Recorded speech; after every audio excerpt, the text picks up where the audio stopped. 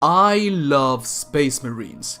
I love playing as them, I love watching them, I love gathering information about them, I love talking about them. They are one of the most badasses and courageous factions in any media, in my opinion. Humans that were given the task to protect humanity from the unknown in the horizon. Aliens, demons, extra-dimensional beings, and even gods. Space Marines protect humanity from all of those types of adversaries. But today we're not going to be talking about which Space Marine has it the worst, but which Space Marine is the strongest and most importantly, the most efficient of them all. But what exactly is a Space Marine? To give the most literal definition right now, I'm gonna ask my good friend Google to answer that for me. The Space Marine, an archetype of military science fiction, is a kind of soldier that operates in outer space or on alien worlds. Just like it sounds, a Space Marine is a Marine that operates in space. But to make this video more interesting, I'm gonna take only the best Space Marines from science fiction, like the Astartes from Warhammer 40k, the Spartan 2s from Halo, the pilots from Titanfall, and the Phase 3 Dark Troopers from Star Wars. Yeah, in the Star Wars side is very specific, but it's going to be cool. I know that you want me to talk about Doomguy or the Doomslayer, but the lore about Doomguy's weapons and armor is never explained in the video games, and the Doomslayer is basically a demigod powered by the highest order of angels in heaven, so it wouldn't be fair to stack the Doomslayer with everybody else in the list, and it wouldn't make sense to put Doomguy in the video because of how little lore there is to explore about him. Do not get me wrong though, the Doomslayer will demolish even an army of Astartes, and Doomguy is still the best Space Marine of all time in my opinion. But anyways, if this video reaches 10,000 likes, I'll make my own Astartes and Doom power armor and do an in real life battle between an Astartes and a Doom Marine. Check my Patreon to know more about that. Thanks for watching and enjoy the video, Spartans. I was having a really hard time choosing what Space Marine or Trooper faction from Star Wars I should choose for this video. Normal stormtroopers were a huge no,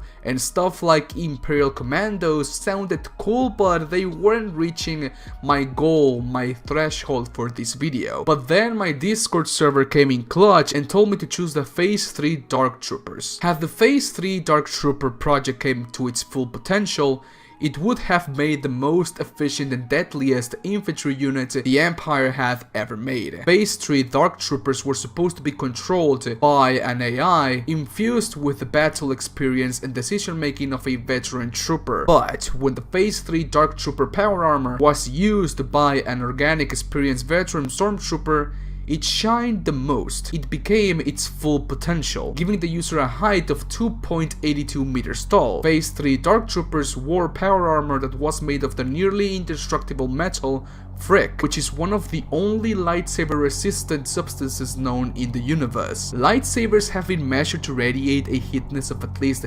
1800 degrees Celsius, so that would make the Phase 3 Dark Trooper power armors to be extremely resistant to plasma shots and almost invulnerable to small arms. The Phase 3 Dark Troopers used a chain gun that shot a barrage of blaster bolts to annihilate those rebel scum, also equipped with 2 small rocket launchers on both of their arms, and a jetpack that helped them reach those rebel scum in seconds. The Dark Troopers were basically a flying unstoppable tank in Star Wars, being able to take on multiple forces on their own. The Phase 3 Dark Trooper was death incarnate in the eyes of the rebellion. Just meeting one on the battlefield was certain death and defeat for the rebels. The only weakness they had were EMP based attacks or grenades. If their armor was to be shut down, the user inside will become basically useless, as they wouldn't or shouldn't be capable of taking off the suit on their own. The user is only human overall. If they were to be physically augmented, that would have been another thing. But that wasn't the case here, and being that it costed the Empire billions of credits just to create one suit, they cancelled the project. What a shame. It's still a mystery on how strong and exactly which augmentations the pilots from Titanfall underwent, but something is still very clear here. The pilot program had a fatality rate of 99%, so just like in every other augmented Space Marine program, only the best of the best were able to become a pilot. Pilots are able to kill normal Marines and even Spectres with a single punch or a kick. They move at superhuman speeds that, in the eyes of the player, the grunts or normal Marines move slower than a freaking turtle. And most importantly, pilots are able to survive falls from great heights. And I know, the reason why pilots are able to survive such fatal drops are all because of the jump kit, which is essentially a small jetpack worn on the waist of its user that makes the fall's velocity to be on safe levels. They also have other functions like giving the user a small boost of normal force in the point of contact in their boots to be able to wall run.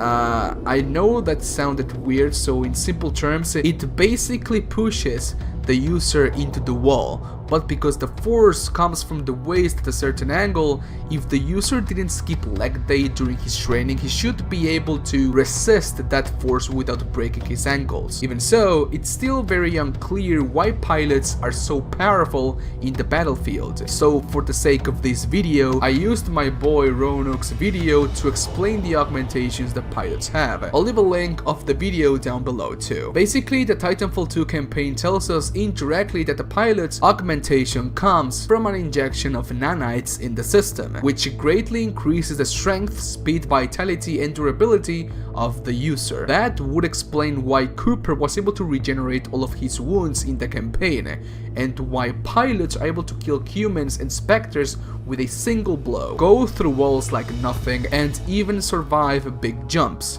Even though the jump kit does all of the work for you, if your body goes from 100 to 0 in an instant, all of your internal organs will get squished immediately. People normally underestimate pilots in the Space Marine tag, but in all honesty, Spartans, pilots are one of the strongest Space Marines out there, being able to defeat multiple forces on their own. Unlike the Phase 3 Dark Troopers from Star Wars and the pilots from Titanfall, the Spartans from the Spartan 2 program do receive a level of augmentations that endangered their lives. The Spartan 2 program had 75 children that were selected to be the best of the human species in the galaxy. Out of the billions of children that resided in different human worlds, Dr. Catherine Halsey ran a number of DNA tests via vaccines that were administered all over the galaxy to choose the best of the best for the Spartan 2 program. At an average age of 6 years old, for 8 years all of the children were trained to be the perfect soldier. They were trained on military tactics, weapon handling, close quarters and hand-to-hand combat, but they were also given a high level of education. They learned mathematics, science, physics, writing, reading, languages, and most importantly, they learned how to tell right from wrong. Even though they were creating the ultimate soldier to destroy the insurrectionist movement and ultimately the Covenant, they were also taught respect, honor, and compassion for those below them. At the age of 14, the 75 children underwent their first set of mechanical and biological augmentations. The children received 5 different types of mechanical and biological augmentations. Their bones were made virtually unbreakable, they increased their muscle density, and decreased the lactase recovery time on their muscles. They got implanted growth hormones to boost growth to skeletal and muscle tissues. They got a 300% increase in their reflexes, and they got a high level of perception, making them capable to see on the darkness. Without the power armor, Spartan 2s are still able to perform perfectly in combat against normal humans and even against the Covenant. But having the suit is another story. The Mjolnir powered assault armor becomes a second layer of skin when worn by a Spartan 2. The Mjolnir powered assault armor is capable of taking full advantage of the physical capabilities of a Spartan 2. Being constructed in layers, the suit is completely sealed, capable of doing extravehicular activities, or EVA for short, and operations in toxic atmosphere. The suit has a filtering system that filters out toxins and poison out of the suit. The suit is composed with a multi-layer alloy and augmented with a refracting coating that is capable of dispersing a few shots from Covenant weapons. Behind the suit is a thick black bodysuit that has a amorphous gel layer inside of it that regulates the user temperature and is able to change its density to amplify and compensate impacts. The power armor is able to amplify the strength and reflexes of the user by a factor of 5. Spartan 2s are capable of lifting 2000 kilograms like it's nothing, are able to dodge bullets even point blank, and their perception and reflexes of their surroundings is so extreme that there is something called Spartan time within the Spartan 2s. Spartan 2s are essentially able to see everything in slow motion. That's why for over 20 years of military service, out of the 32 Spartan 2s that survived the procedures, only half died at the hands of the Covenant. The Adeptus Astartes, commonly known as the Warhammer 40k Space Marine, they are the Imperium of Man's greatest weapon, because that's what they are. The Adeptus Astartes are not human. They got rid of their humanity and their individuality a long time ago. They are weapons made for the sole purpose of protecting and continuing the longevity of the Imperium of Man. The process for recruiting a Space Marine differs from each individual chapter, but they all have some things in common. All recruits need to be between 10 to 16 years old, because of the nature of the 19 individual augmentation and implants they are going to receive. Also, for the same reason, recruits can only be males. Recruits are often selected from poor worlds that have known only war. Worlds that are filled with danger, anger, monsters, and where the survival rate is on an extremely low percentage. This makes the recruitment for Space Marines easier, as only the best of the best are able to survive in these types of colonies. After potential recruits are selected, a trial will begin to know if they are capable of becoming Space Marines. Each and every trial may differ from chapter to chapter, but trials are normally introduced in a way of fighting to the death, survive in an extremely dangerous environment, and even duel a Space Marine. You're even considered fortunate if you survive a trial and not become a Space Marine. Once recruits finish their trials, they will begin conditioning and training, and after that, their biological augmentation and implants will begin, with 19 different types of implants that will be fused with their bodies and organs. I'm not gonna go in full details of what is each and every type of implant, so I'm just gonna go on what they can do after they are done. In order for the implants to be successful, the recruit must be awake at all times and not under the effects of painkillers. So, the recruits will feel the excruciating pain of each individual implant. Space Marines have a second heart to enable blood pumping capacity and ability to survive in a low oxygen environment. They're able to spit acid to blind their enemies or intoxicate them. They have a second stomach that filters inedible substances and poison. They're able to gain the knowledge of anything they eat, human, animal, whatever.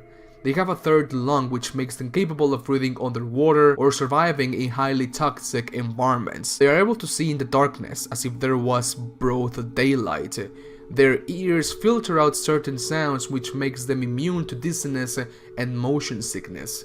They're able to enter a state of suspended animation, either on purpose or if they received extreme trauma or they are mortally wounded, with the end that someone will come and revive them. The record for this was set by a Space Marine which was in suspended animation for 567 years. If they ever get poisoned, they are able to detoxify their bodies in seconds. They got muscle growth and skeleton growth hormones all over their bodies. They are 8 feet tall for a reason. Their nervous system is connected to the power suit they are wearing. That's why the power armor is like a second layer of skin for a Adeptus Astartes or a Space Marine. And well, time for the rating. I'm not going to rate each Space Marine on how cool they are. I'm just gonna rate them on how efficient and deadly they are in the battlefield. At number 4, I'll have the Phase 3 Dark Troopers. Even though their weaponry is extremely powerful, once they get EMP'd, it's over, man. To have such a big weakness just tells us how incompetent the rebellion was, to be honest. At number 3, we'll have the pilots from Titanfall. Their level of movement far surpasses the one from the Dark Troopers, and even though individual pilots are still a force to be reckoned with, if they get overwhelmed it means certain death. For second place it was a tough decision, to be honest, but I will have to go with the Spartan 2s. And at number 1, I'll have the Astartes, of course. There is a pretty big debate on how a single Astartes should be able to take on multiple Spartan 2s, or how a single Spartan 2 wouldn't be able to kill a single Astarte. And I think that both are incorrect. It's something in between, but I will leave that for another video. The thing with the Astartes is that they are built to keep fighting for months without sleeping or eating. They are built to kill, survive, repeat, survive, kill. Whereas the Spartan 2s are built for shoot and run tactics. So yeah, the Astartes are the most efficient space marines in sci-fi. Do you agree? Please let me know down below. As okay, Spartans, do not forget to follow me on Twitter, Instagram, Twitch, Amino, all the links are down below. Do not forget to join the Discord server, and thank you so much for all of my Patreon supporters. I love you guys to death. And I'll see you guys in my next video about maybe Minecraft and Doom. Who knows? I love you. Bye.